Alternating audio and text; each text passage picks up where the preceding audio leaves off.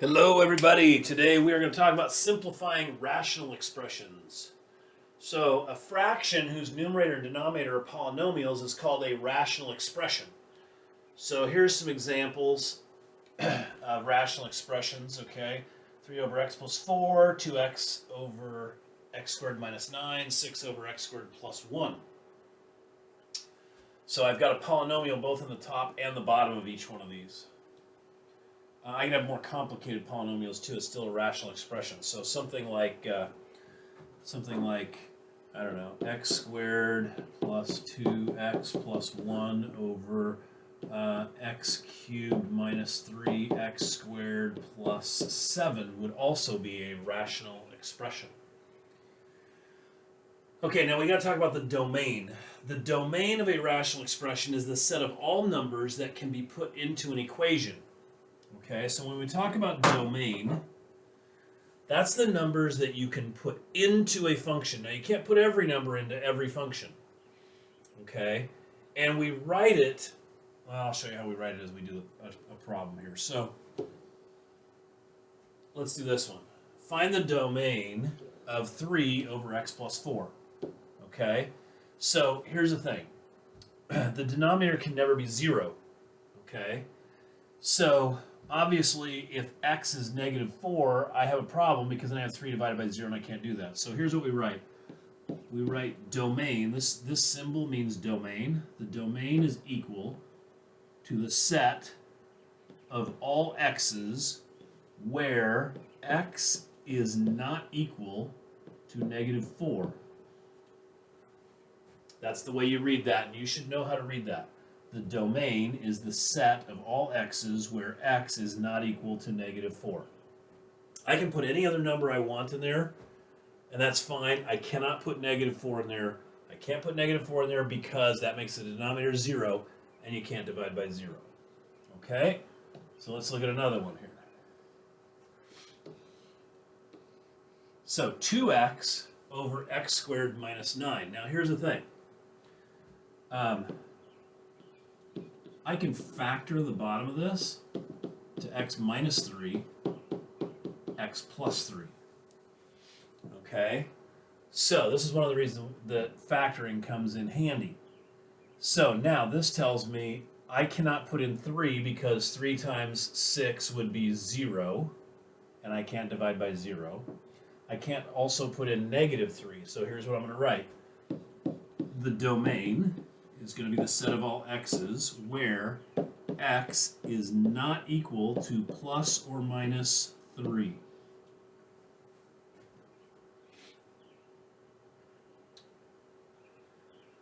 All right, next. So find the domain of x, or 6 over x squared plus 1. So I need to find out, where is x squared plus 1 equal to 0?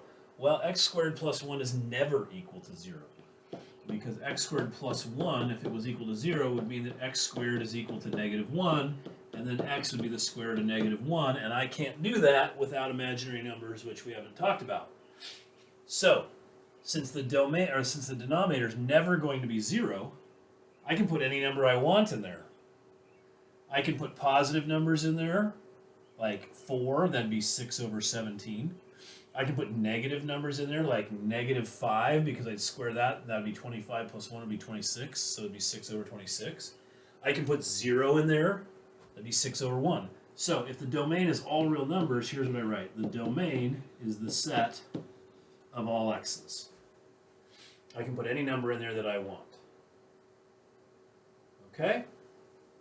So,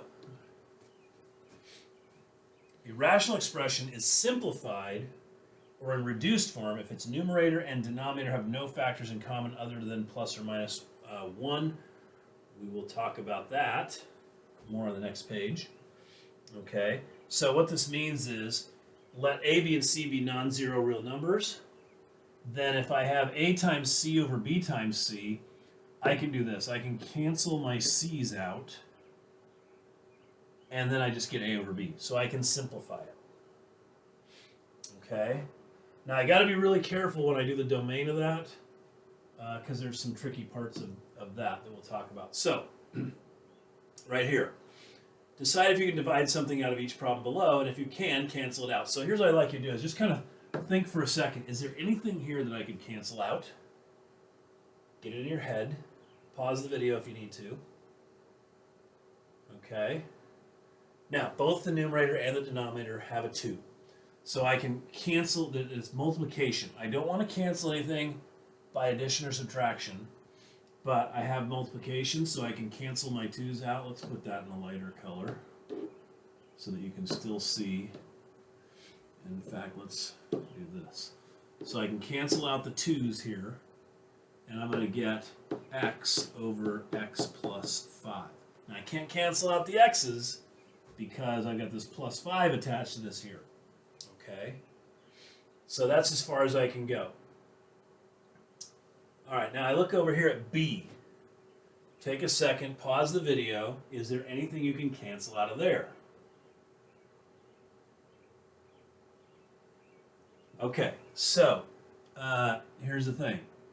I can't cancel the x's because I got these pesky pluses here. Same reason I can't cancel the 3's. So I cannot cancel anything out of this. Okay, that's just, it's already simplified as far as it's going to go. All right, let's look at C. Okay, is there anything that you can cancel out there? Well, yes, there is, because both the numerator and the denominator have an x. So I can cancel one x with that one right there, and I can rewrite this as x squared plus 6 over x.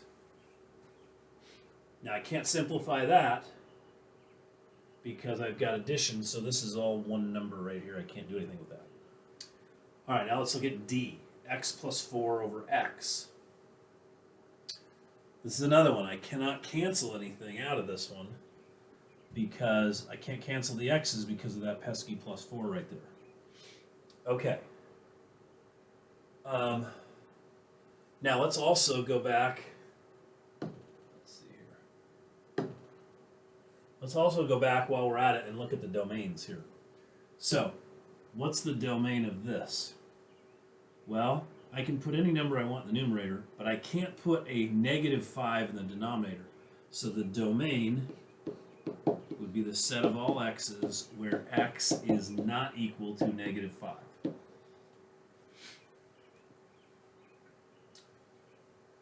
Okay, now what's the domain of this one?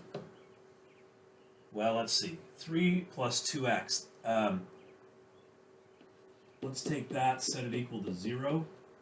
So 2x would equal negative 3. So x would equal negative 3 halves. So my domain is going to be the set of all x's where x is not equal to negative 3 halves because that would make the denominator 0.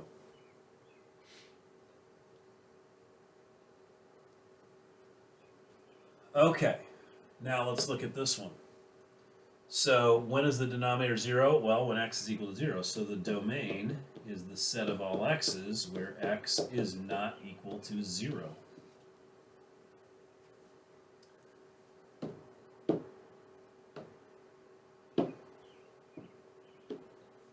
Oh, let's see. Let's make that orange. Okay, now let's look at this last one. This one, the denominator would be 0 if x is 0, so the domain is also the set of all x's where x is not equal to 0 again. Okay, so we got all the domains that we checked there. That's a little bit of extra credit on these. Okay, simplify this. Okay, well, let's see. The best thing to do usually is to factor these things. So I've got a 2 here and a 2 here, so I can factor a 2 out, and I get x squared minus 3 over 6x squared. Now what I can do is I've got a 2 on the top and a 2 on the bottom, so I can factor that out. So then this becomes x squared minus 3 over 3x squared. Now I can't simplify that anymore on the rational numbers. So if I wanted the domain of this thing, I look at when is the denominator 0? Well, the denominator would be 0 if, that was ugly, if x was 0. So the domain is going to be the set of all x's where x is not equal to 0.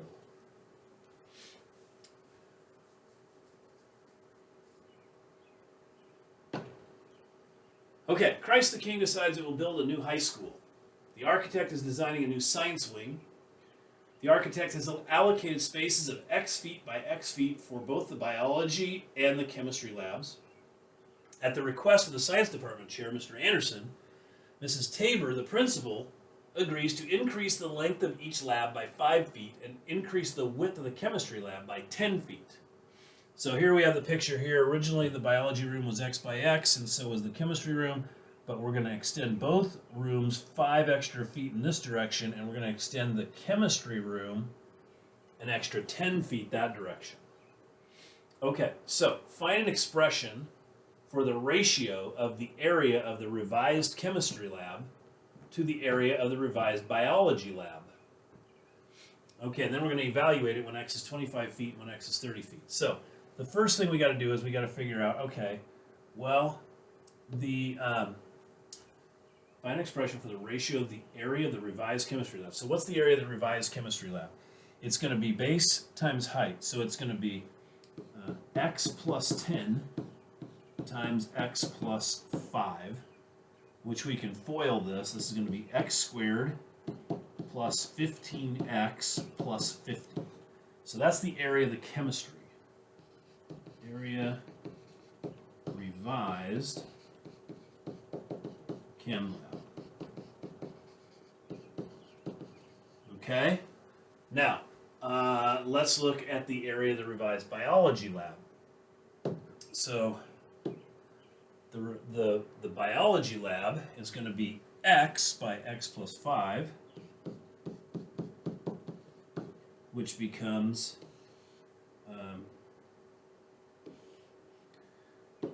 x squared plus 5, oops, I'll get it right today, 5x. Okay, so this is the area of revised biology lab. Okay. Now we want to find the expression for the ratio of the revised chemistry lab to the revised biology lab. So that's going to take this x squared plus 15x plus 50, and it's going to divide that by the biology lab, which is x squared plus 5x. Okay, now can I simplify this at all? Well, let's see if we can simplify it, okay? So I'm going to factor the top. I would need factors of 20 or 50 that make 15. How about 10 and 5? So this is going to be x plus 10 over x plus 5. And on the bottom, if I can factor out an x here, I get x plus 5. So check this out. I got an x plus 5 on the top. I got an x plus 5 on the bottom. Those cancel out. Okay, and so I get a final answer of x plus 10 over x. That's the ratio. Okay, so then it says evaluate the ratio when x is 25 feet. Okay, so here's what I'm going to do. I'm going to find f of 25. This stands for function of 25. We're going to talk about that a little bit later. Okay, so basically what that means is take 25 and put it in here. So that would be 25 plus 10 over 25, which is 35 to 25, which is 7/5. Okay, and then we're going to go ahead and find f of 30. Okay, so that would be 30 plus 10 over 30, which is going to be 40 over 30, which is 4/3. And we've answered all the questions. Okay?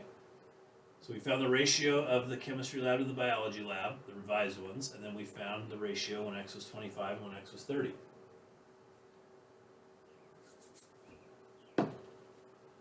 Okay, the air pressure at sea level is about 14.7 pounds per square inch. So what does that mean? That means if you're standing at sea level, you're standing right by the ocean on the beach. If you could take 1 square inch on the top of your head and take a column of air that goes all the way to the top of the atmosphere, and you could weigh that, it would weigh about 14.7 pounds. Okay? As the altitude increases, the air pressure decreases because you got less and less air on top of you. Okay? This is the model right here that represents the weight of that air, the air pressure, where P is the measure in pounds per square inch and X is measured in thousands of feet. Got to be really careful. This is in thousands of feet right here. Okay? So, this model is valid in Earth's troposphere, the portion of the atmosphere closest to the Earth. Suppose you're in an airplane flying at 40,000 feet. The pressure in the cabin is 14.7 pounds per square inch. What's the pressure outside? Okay, so remember this is in thousands of feet, so this would be 40. I'm just going to plug 40 into here.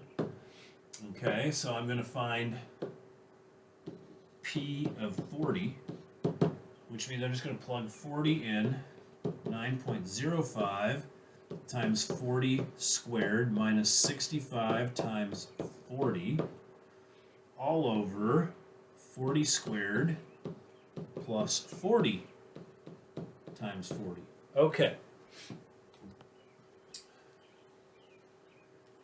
So, 40 times 40, that's going to be 1,600. So this is negative 9.05 times 1,600 minus, I don't know, what's 65 times 40? How about 2,600? Ooh, okay. All over, that's going to be 1,600, and that's also 1,600, so the bottom of this is 3,200. Okay, so this is negative 9.05 times negative 1,000 over 3,200. So the negatives are going to cancel out here. And I'm going to get 9,050 over 3,200. So 9,050 divided by 3,200. I'm going to get about 2.828 pounds per square inch. Okay? This should be an approximately. Not sure why that came out to be red, but we'll turn it back into blue. Okay, so there you go. Usually we don't write pounds per square inch this way either, so let's do that correctly. That's going to be PSI.